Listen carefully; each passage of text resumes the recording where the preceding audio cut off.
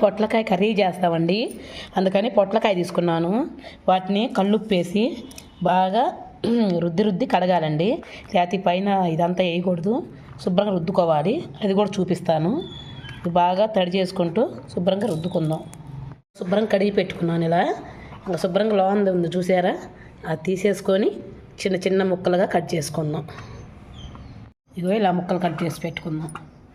లోంది శుభ్రంగా ఇదిగోండి ఇలా తీసేసుకోవాలి. ఇలా శుభ్రంగా తీసేసుకొని మనం ముక్కలు కట్ చేసుకోవాలి. అవి వేసుకోవాలి కదండి, బాగోదు, చేదు వస్తుంది. ఇంకా శుభ్రంగా విత్తనాలన్నీ తీసేసుకున్నాలోన ఇంకా చిన్న చిన్న ముక్కలుగా కట్ చేసుకుందాం. అలా ముక్కలన్నీ ఇలా కట్ చేసి పెట్టుకున్నాను. వేస్ట్ అంతా తీసేసాను.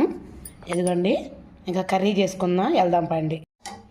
పొయ్యి మీద గిన్నె పెట్టుకొని దాంట్లో 2 స్పూన్లు ఆయిల్ వేసుకుంటున్నానండి. ఆయిల్ బాగా ఏడెక్కాలి. నెక్స్ట్ పచ్చిపప్పు కొన్ని, ఆవాలు కొన్ని, జీలకర్ర కొంత వేసుకొని అవి బాగా ఎర్రగా వచ్చేటట్టు వేసుకుందాం.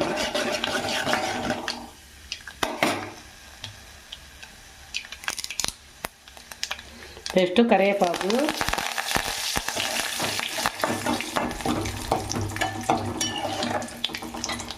ఇంకోండి కలర్ వచ్చినాయి, చాలు ఇంకా కలరు.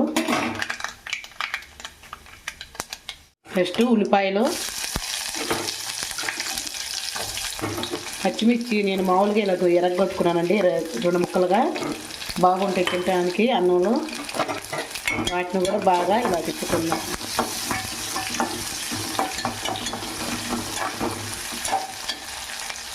వేసుకుందాం.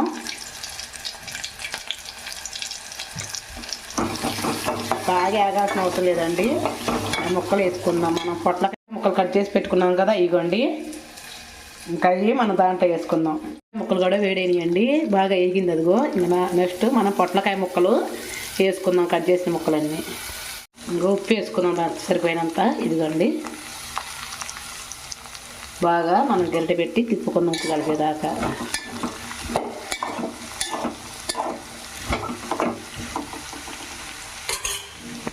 పొట్లకాయ ఎలా ఏంటుందో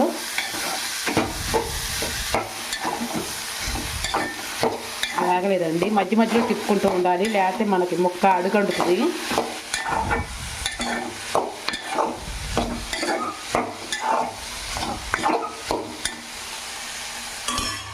పొట్లకాయ ముక్కలు ఏగినాయి, బాగా కనపడుతున్నాయా. మనం ఇంకా కారం వేసుకుందాం.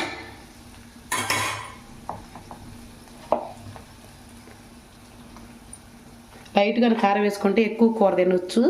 ఇదిగోండి, కానీ ఈ పొట్లకాయ కూర తిన్న రోజు చికెన్ కానీ మనం కోడిగుడ్డు కానీ తగలకూడదంట, అది కూడా చెబుతున్నానండి. మనం ఇంకా గిన్నెలో తీసుకుందాం. రెడీ అయింది. రెడీ అయింది కదా, కొంచెం కొత్తిమీర చల్లుకుందామండి లాస్ట్లో, సూపర్గా ఉంటుంది.